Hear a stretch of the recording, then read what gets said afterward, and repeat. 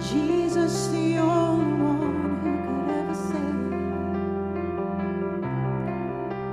Worthy of every breath we could ever breathe. We live for you. Oh, we live for you.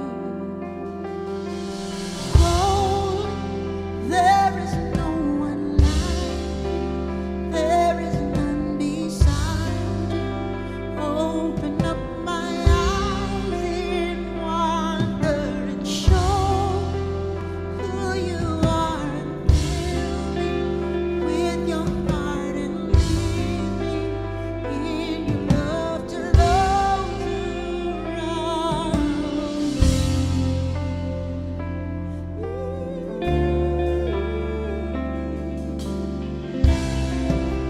Worthy of every song we could ever sing. Worthy of all the praise we could ever bring. Worthy of every breath we could ever breathe. We live for you. Oh, we live for you. Jesus. Jesus, the name above every other name. Yes, it is. Jesus, the only one who could ever save. You are worthy of every breath we could ever breathe. We live for you. Oh, holy, there is no one like you. There is none beside you. Open up my eyes in wonder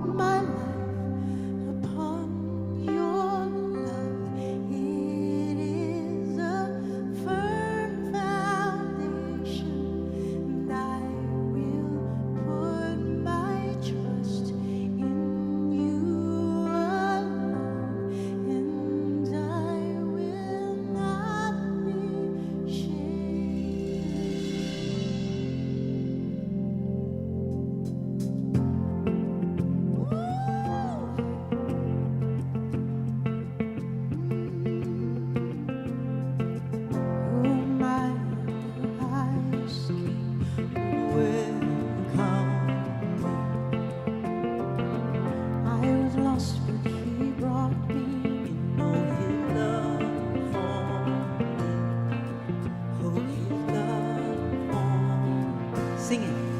Who the sun sets free, oh, is free indeed. I'm a child of God. Yes, I am. Free lust He has ransomed. His grace run while I was a slave to sin. Jesus died. Yes, He died for me. Who the Son sets free, oh, is free indeed. I'm a child of God. Yes, I am. In my Father's house, there's a place for me. I'm a child of God. Yes, I am chosen, not forsaken. I am who you say I am. You are for me, not against me. I am who you say I am. I am chosen, not forsaken. I am who you say I am. You are for me, not against me. I am who you say I am. Oh, I am who you say I am. Who the Son sets free, oh, is free indeed. I'm a child of God. Yes, I am. In my Father's house, there's a place for me.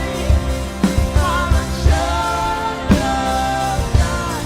Yes, I am. In my Father's house, there's a place for me. I'm a child of God. Yes, I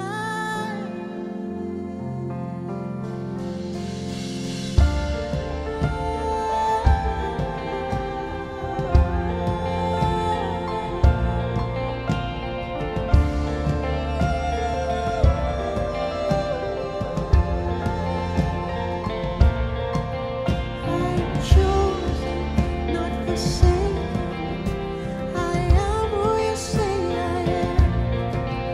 You are for me, not against me. I am who you say I am. I am chosen, not forsaken. I am who you say I am. You are for me, not against me. I am who you say I am. Yes, I am chosen, not forsaken. I am who you say I am. You are for me, not against me. I am who you say I am. Oh, I am who you say I am. Yes, I am who you say I am. For the Son sets free, oh, is free indeed. I'm a child of God. Yes, I am. In my Father's house, there's a place for me. I'm a child of God. Yes, I am.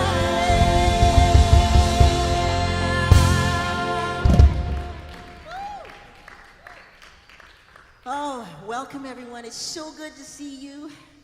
Please turn to someone and wave.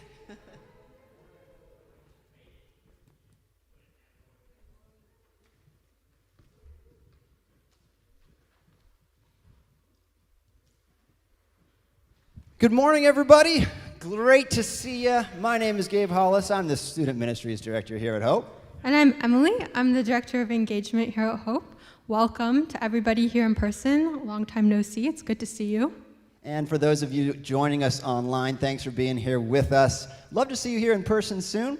If you feel safe and comfortable with that, and if you'd like to help this video reach more people, you can like, subscribe, share, leave a review on Facebook. We'd love to hear how Hope has blessed you.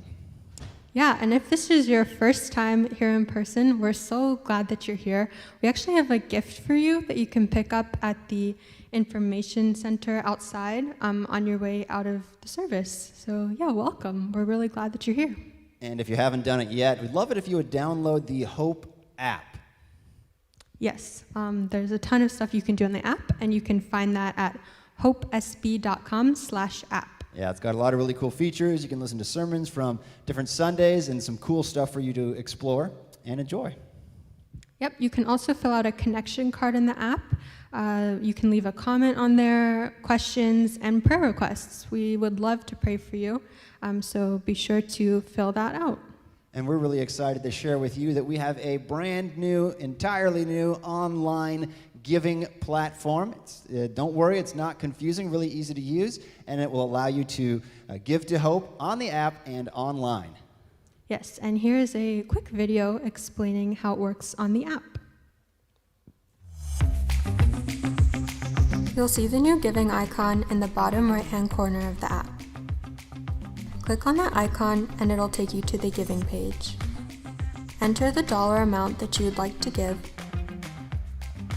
and then select whether you'd like that to be a one-time gift, weekly, monthly, every 2 weeks, or twice a month. So if I want to give monthly, I'll select that option. And then say I want the start date of that gift to be on the 1st of the month. I'll click on today's date and select May 1st. Click Set, Next, and then you'll be prompted to sign up or log in to your Subsplash account, or if it's a one-time gift, you can continue as a guest. And that's it. So Subsplash is a really amazing service that, as we said, makes it super easy to give online, give on the app, and it's just as safe and secure as our previous giving platform, and it also is going to save our church lots of money in fees, which we're really grateful for. Yeah, that's so awesome. And if you want to change your current online recurring giving over to Subsplash, you can go to hopesb.com. At the top right-hand side of the page, there's a Give button. Click on that, and it's got a whole bunch of really simple instructions for you to follow about how to do that. The cutoff date to be able to transfer that over is May 10th, which is a week from Monday. So if you are going to transfer your current online giving, recurring giving over to Subsplash, please make sure you do it by then. Yeah, and we just want to say on behalf of not just the staff or like the executive team, but the whole Hope family, thank you so much for the gifts that you guys give and for partnering with us to, spread this good news of Jesus to our city and beyond. So we're really grateful. We mean that. We really appreciate it. So yeah. We are. And by the way, just really quick, you no longer have to register to be at Hope on Sunday morning. You don't have to reserve your spot, so that's really cool. And also next week, if you have a mother or have ever had a mother or are a mother, it's going to be a great week to be here, because if you didn't know, next week is Mother's Day. So you might want to go buy a card and a gift and bring her here on Sunday morning, because we got a lot of fun stuff packed in here. I've been interviewing some kids from Hope the last couple weeks about their parents. They have some very revealing and interesting stuff to say about their mothers. And we got some baked goods for you as well. And so you're not going to want to miss that. Yes, hospitality is back, so get excited. And with that, here's Jim Firth with today's message.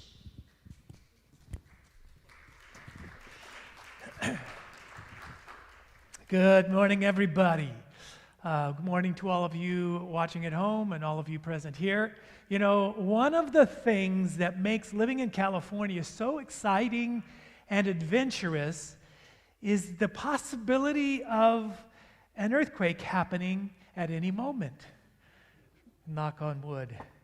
That's not wood, but yeah, you get the idea. I mean, it's fascinating to think that the ground we are right now sitting on, and in the ground we walk on every day and drive our cars on and build buildings on, is all precariously floating on an enormous sea of superheated liquid rock that is in a continual state of movement and change. And that movement and change periodically creates enormous tension in the ground that we are presently sitting on.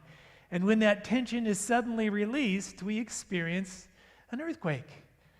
Fascinating, right? Maybe fascinating isn't the word, I don't know. I have an app on my phone, actually, that you can set it to alert you when there's an earthquake of a certain magnitude, somewhere. For example, I have mine set to alert me whenever there's an earthquake of a magnitude 6.0 or greater anywhere in the world.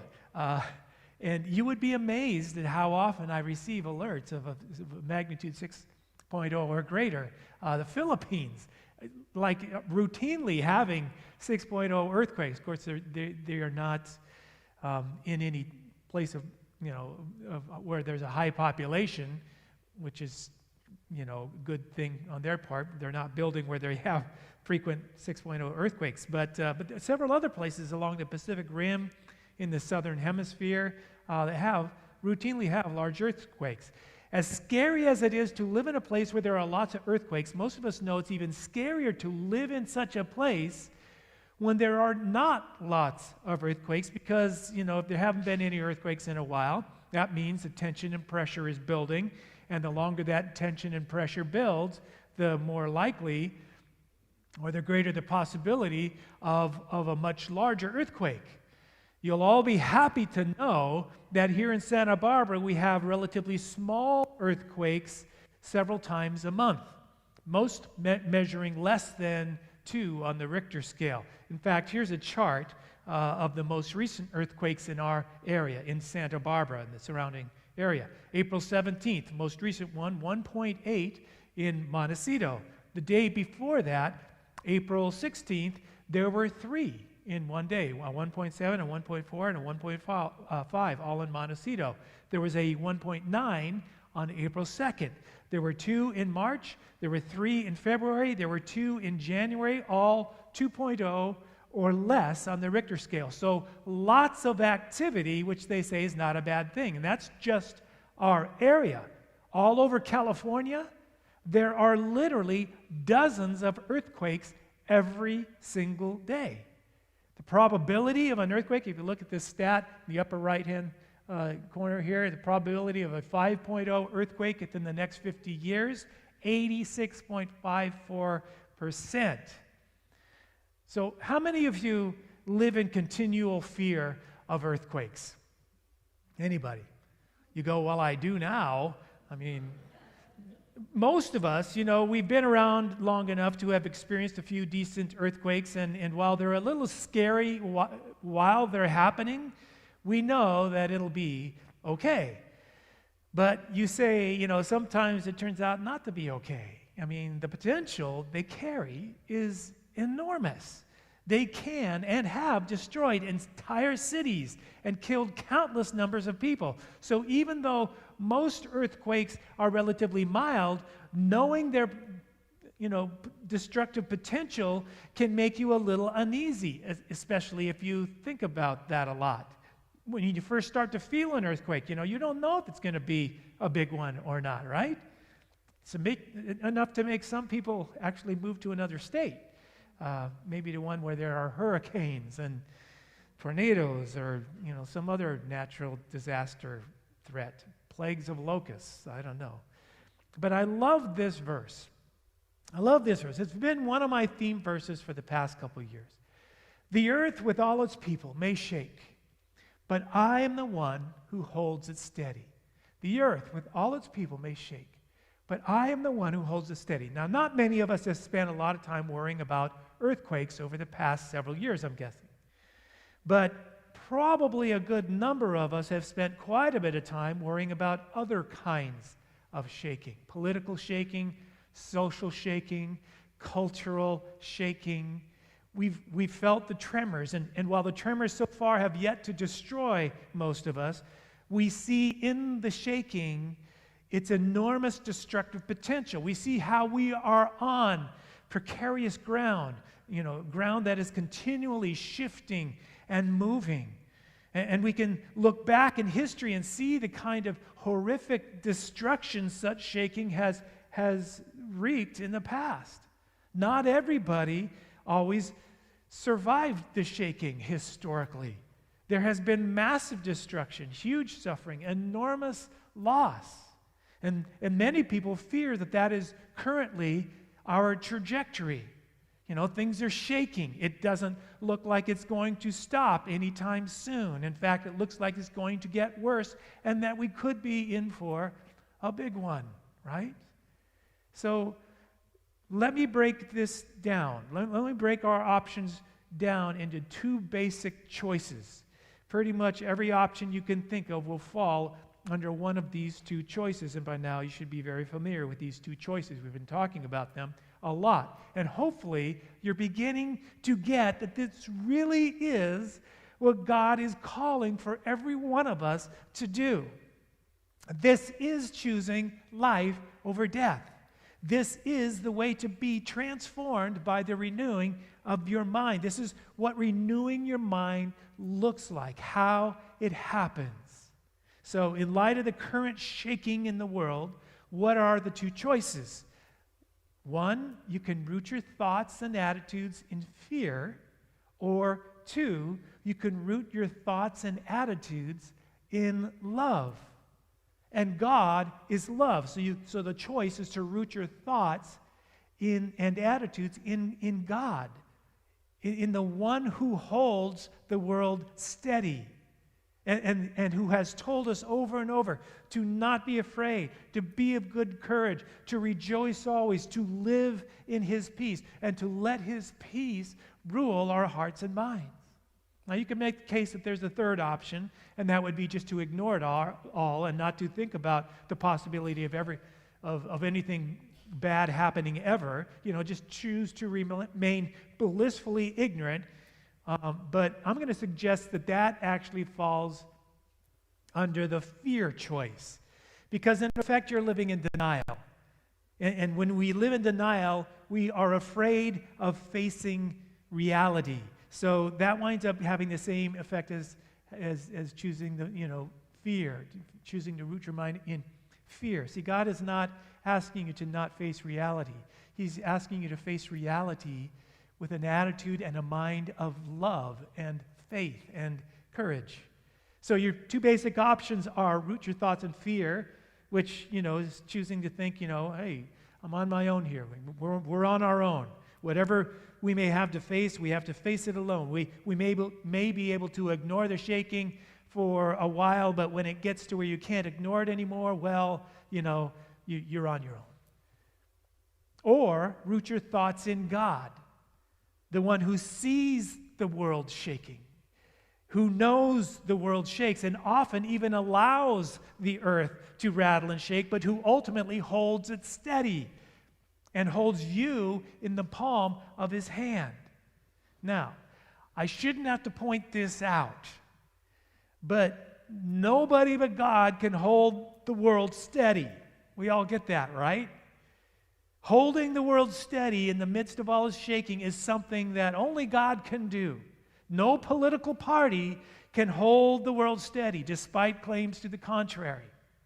No nation or world power can hold the world steady. No organization or movement will ever be able to hold the world steady and keep it from shaking out of control. No human ideology, no group of scientists, no elite group of intellectuals, no human effort will ever be able to hold the world steady. We may try to imagine, a la John Lennon. We may try to imagine. We may all come together and join hands and form a love train. But the problem is, we are the ones causing the earth to shake. Our imaginings aren't resulting in the world we think it should result in, because we are the reason the world is so politically and socially and morally and ethically unstable. We are the source of the sin and corruption and immorality and injustice in the world, which is what is causing the world and all its people to shake.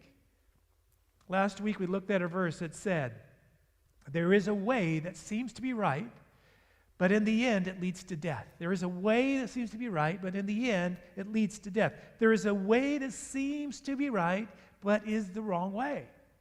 There is a way that seems to be just, but does not produce justice, and in fact results in greater injustice. There is a way that seems moral, but actually produces greater immorality.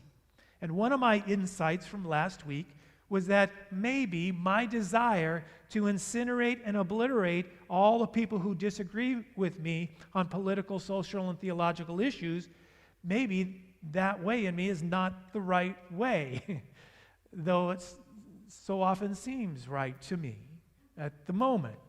It probably isn't from God and probably would only create more ill will, hostility, and ultimately only produce more shaking and instability in the world. There was one line that I really hoped you would remember from last week, and I realized after the fact that I should have emphasized it more and maybe should have repeated it a few times. The line was this: there are some things you will never see, some things you will never know, some things you will never understand until your mind is rooted consistently in love. Despite how smart we are, despite how educated and intelligent we are, there are some things you will never see, you will never know, you will never understand until your mind is rooted consistently in love. Our way may seem right when in fact it ends in death. Because we profess to be wise, we think we are wise, when in fact we are often very foolish, our senseless mind being darkened by the fact that our minds are not rooted in love.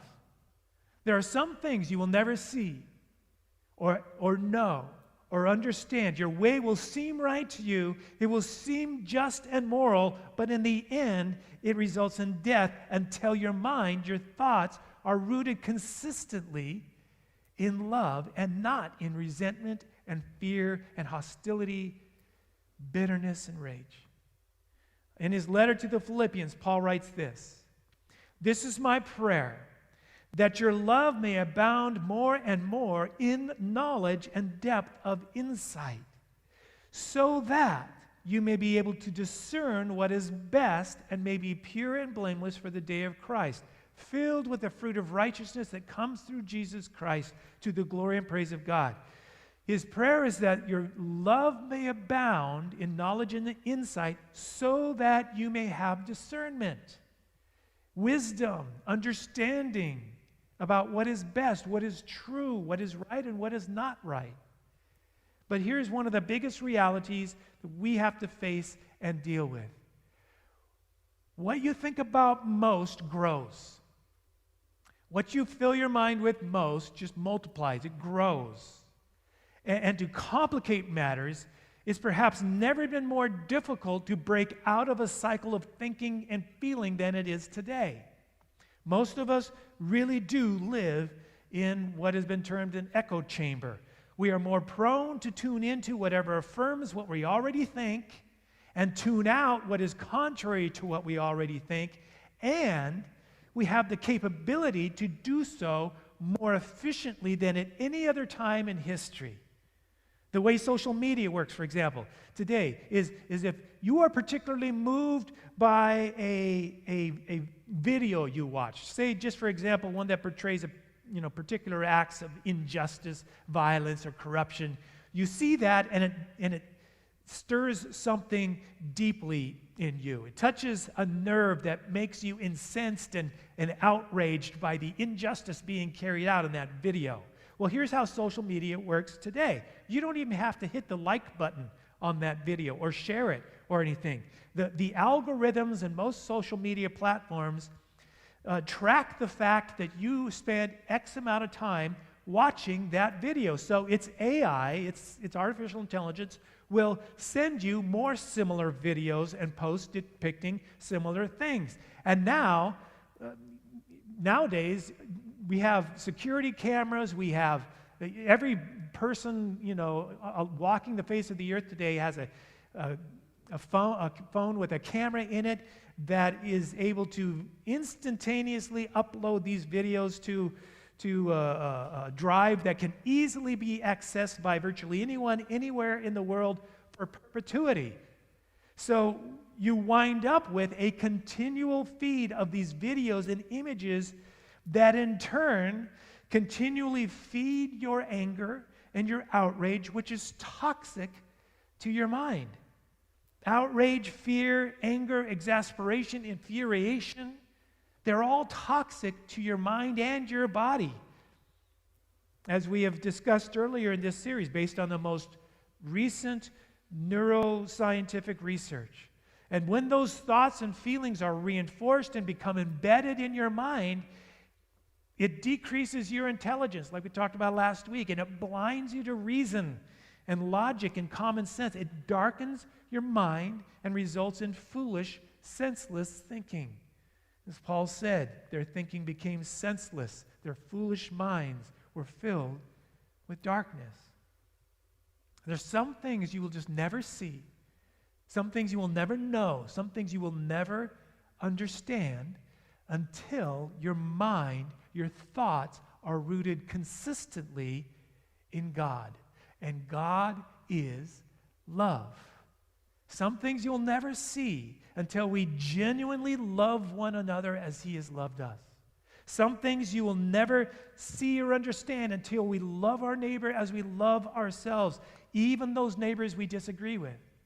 Some things we will never understand or grasp until we love our enemies and do good to those who persecute us and seek the best for those who slander us and mistreat us. So, let's circle back to the verse we started with today. The whole earth with all its people may shake, but I, says the Lord, I am the one who holds it steady. So how does He do that? How does God hold the world steady? Especially when He has given us human beings free will and put us in charge of this earth. This is probably a theological question that could be debated and probably has been debated for centuries. I mean, does He do it through supernatural intervention? Does He control events and circumstances even though He's given us free will? How exactly does He hold the world steady? What if His primary means of holding the world steady, what if it's through you and me, His people, those who belong to Him and have made Him Lord and Master of their lives? What if it's His intention to primarily hold the world steady through you and me as we live in obedience and submission to Him on a daily basis? I mean, that was His intention in the beginning, right? When He created this planet and put us in charge, placed us in the garden, and gave us dominion over it. He made us responsible for it. So maybe, while there is no person or group of people who can hold the world steady, no political entity, no nation, no movements, perhaps God Himself holds the world steady, but He does so primarily through you and I. There's no way we could ever hold the world steady on our own, with our own goodness, our own wisdom, our own intellect or willpower. But in relationship with Him, in complete daily submission to Him, to His will, to His ways, which are so counter to this world, what if that's His primary way of holding the world steady? Now, hear me out on this. What are the things that are making the earth unsteady today? What are the things that are making the earth shake today? I mean, imagine the world is like a large round platform spinning on its axis. And as long as the world is in balance, it spins fairly smoothly. but it starts to wobble when it gets out of balance. So what are the things throwing it out of balance today? Well, we've mentioned some things: injustice and racism and violence and corruption. But what if God has agents on the earth who, instead of returning evil for evil, which results in throwing the world even more out of balance, instead of seeking retribution, instead of powering up when everybody else powers up, they have a mind rooted in the idea that if somebody strikes you on the right cheek, you turn to them the left cheek as well. And if somebody takes your shirt, you give them your coat as well. And that you should do unto others as you would have them do to you. And that you don't just love your neighbor, but you love your enemy too. And you do good to those who are not good to you.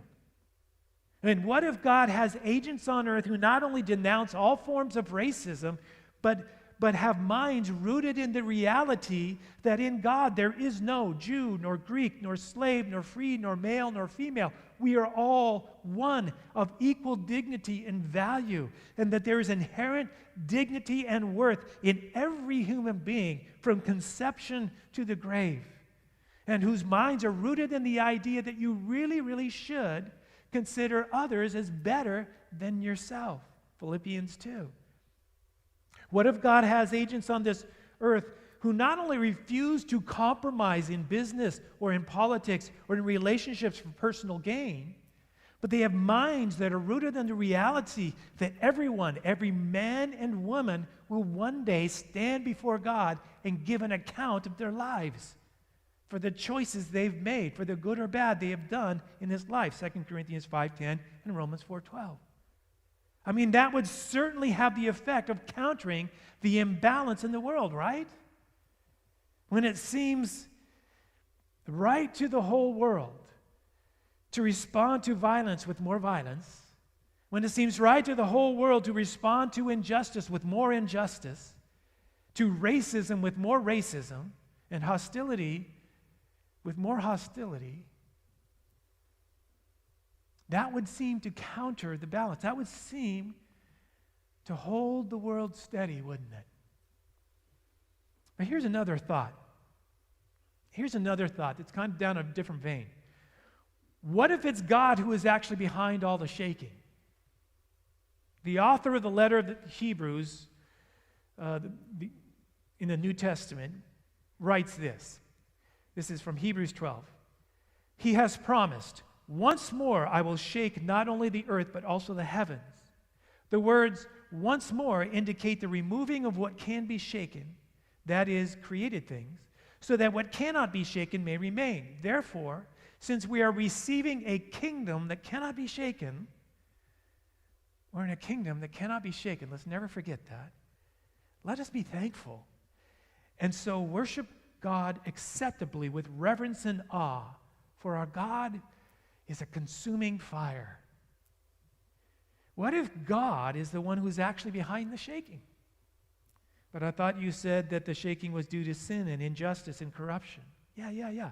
But what if God allows humanity to go down a path that is sure to result in some shaking in order to sift out the sin and injustice and corruption, and to separate it from the good and the true and the holy, not only in the world, but in here, in our own hearts and minds? Maybe all the shaking is God at work to uproot our minds from the thinking and the values of this world and root them firmly and deeply in heaven, in eternity, in Him, to give us the mind of Christ. Maybe all the shaking is God beginning to make all things new and improving.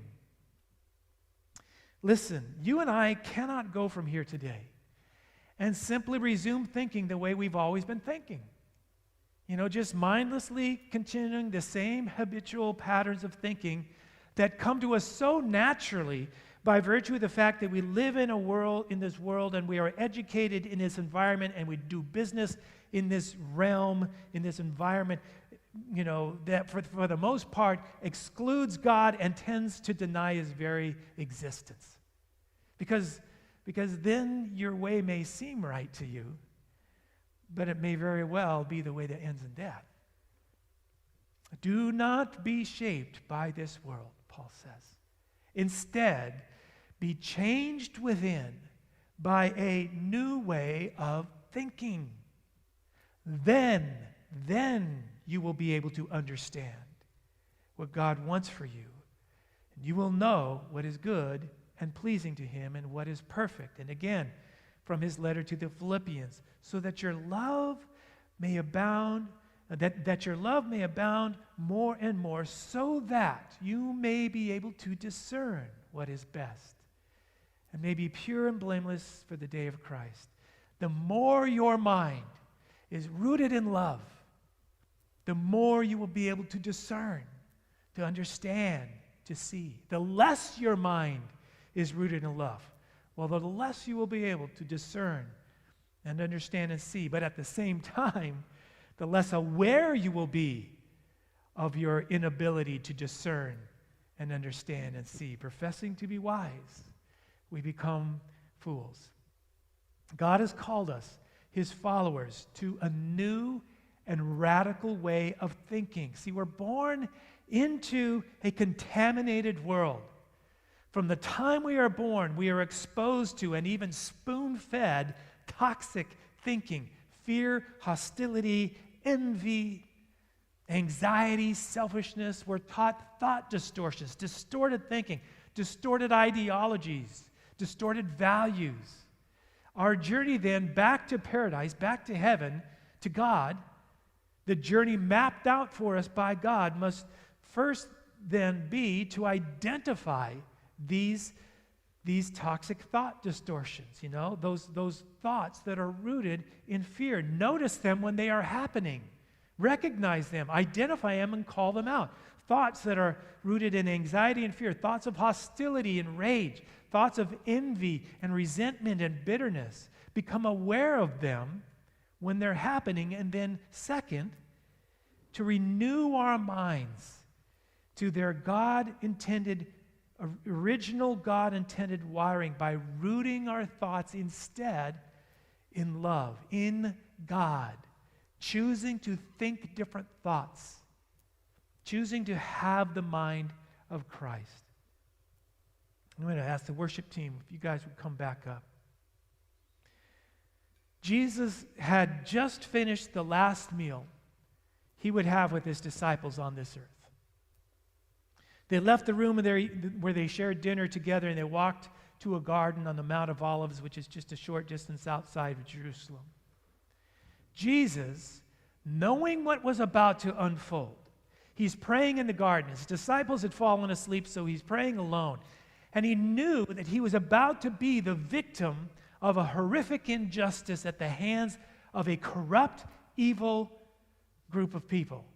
Especially corrupt because they claimed and probably believed themselves to be God's hand of justice and righteousness. And yet they were about to crucify the very Son of God. Jesus is praying in the garden when this happens. Now the betrayer, Judas, had arranged a signal with them. The one I kiss is the man. Arrest him.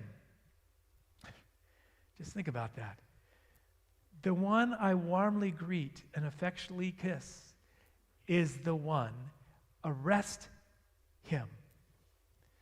Going at once to Jesus, Judas said, "Greetings, Rabbi," and kissed him. Jesus replied, "Do what you came for, friend." Then the men stepped forward, seized Jesus, and arrested him. With that, one of Jesus' companions reached for his sword, drew it out, and struck the servant of the high priest, cutting off his ear. It was a way that seemed right to him, but it was not the right way. "Put your sword back in its place," Jesus said to him, "for all who draw the sword will die by the sword. Don't you think I cannot call on my Father, and he will at once put at my disposal more than 12 legions of angels? The God who holds the world steady does not need your sword or my sword. He does not need our protection.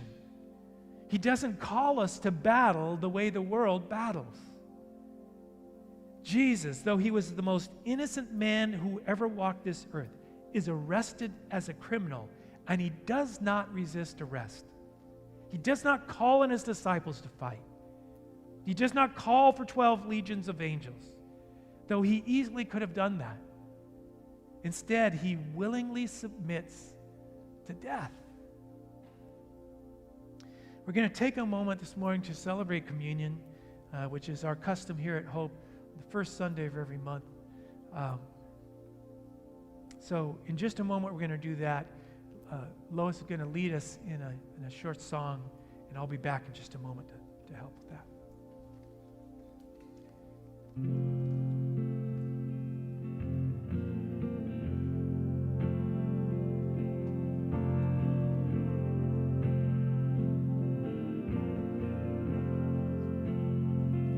I love you, Lord. Your mercy never fails me. All my days I've been held in your arms. From the moment that I wake up until I lay my head, I will sing of the goodness of God. All my life you have been faithful.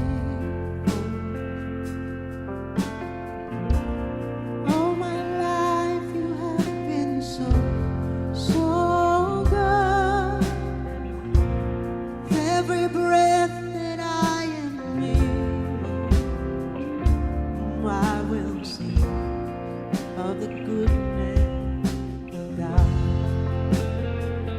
I love your voice. You have led me through the fire, dark night. You are close like no other. I've known you as a father. I've known you as a friend. Oh, I have lived in the goodness of God. Oh, all my life you have been faithful. All my life you have been so, so good. Every breath that I am able, I will sing of the goodness of God. Oh, yeah, Lord, your goodness is running out. It's running after me. Your goodness is running out. It's running after me. With my life laid down, surrounded now, I give you everything. Your goodness is running out. It's running after me. Your goodness is running out. It's running after me. Your goodness is running out. It's running after me. With my life laid down, I'm surrounded now. I give you everything. Your goodness is running out. It's running after me.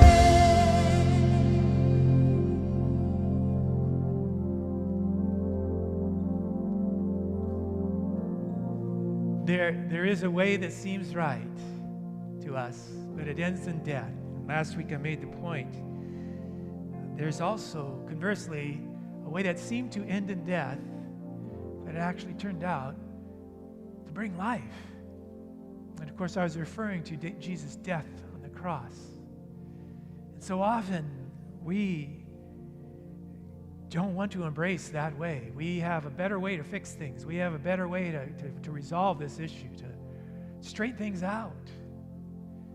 But what if it's in following Jesus to the cross? What if it's in actually taking up our crosses and following him? What if that is the way that leads to life? With my life laid down, I surrender everything, in the words we just sang. Surrendering everything to Jesus and just submitting ourselves into his care.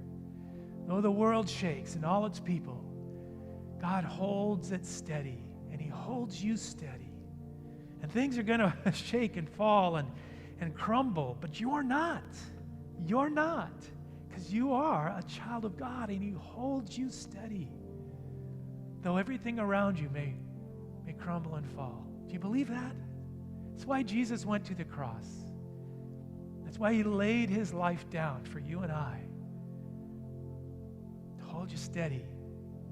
So let's remember what Jesus did on the cross. On that night that he was betrayed, when he took bread and broke it, giving thanks to the Father, he broke it into pieces, and he said, "This is a symbol of my body, which is going to be broken for you on the cross. Whenever you eat this, remember the price I paid, the sacrifice I made to secure your salvation." So let's take the bread and eat and remember.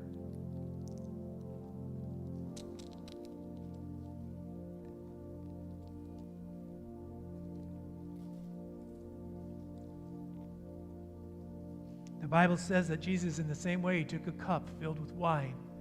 And after giving thanks, he gave it to his disciples, and he said, "Take this, all of you, and drink from it. This is a covenant, a new covenant of my blood, making all things new by virtue of his death on the cross, new and forever improving." He said, "Take this, all of you, and drink it. This is a symbol of my blood, which is shed for you in the cross. Whenever you drink this, remember what I've done for you and the promise that it contains." So let's take this and drink together.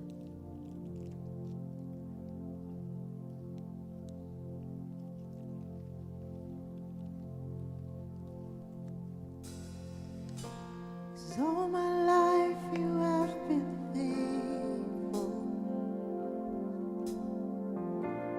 All my life you have been so good. With every breath that I am able, oh, I will sing of the goodness of God. Oh, I will sing. I'm gonna sing. All my life you have been faithful. All my life you have been so good. Every breath that I am able, oh, I will sing of the goodness of God. I'm gonna sing of the goodness of God. Your goodness is running after me. Sing it with us. Your goodness is running after me. With my life laid down, I'm surrounded now. I give you everything. Your goodness is running after me.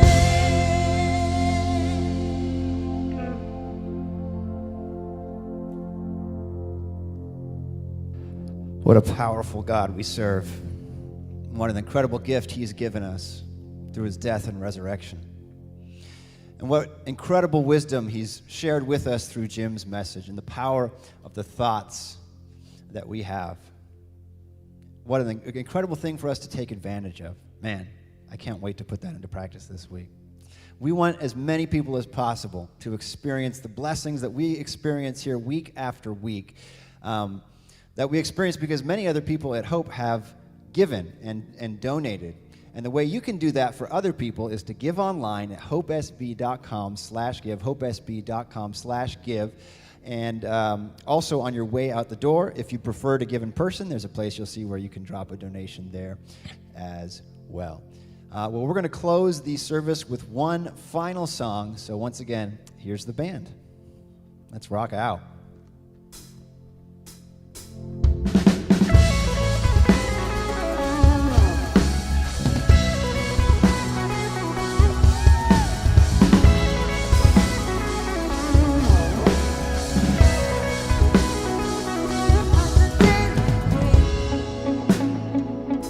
You lighten up my way, my soul waits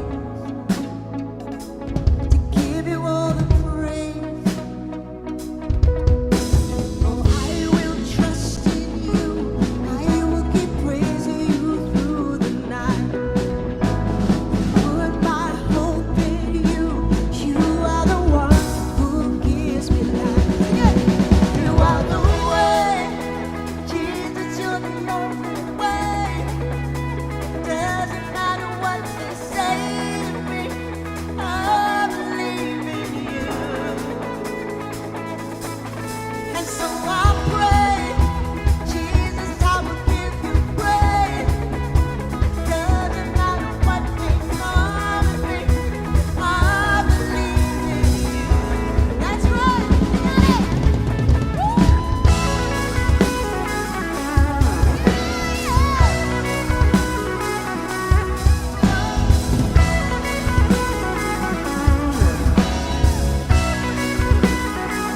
You're taking over, filling me with hope. I know you're near wherever I may go. Oh, I will trust in you. I will keep praising you through the night. I put my hope in you. You are the one who gives me life. You are the way, Jesus. You're the only way. Doesn't matter what they say to me, I believe in you. You believe that? And so I pray, Jesus, I will give you praise. Doesn't matter what may come at me, I believe in you. Holding on, I keep believing. No matter what, I keep on singing.